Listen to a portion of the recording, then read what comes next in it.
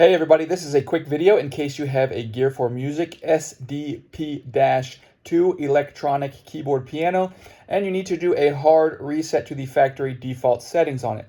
Now there are two main reasons you would want to do this. The first one is troubleshooting. If you're having any issues with this keyboard piano glitching, making weird sounds, not listening to the settings that you've set for it, a hard reset will fix a lot of these issues.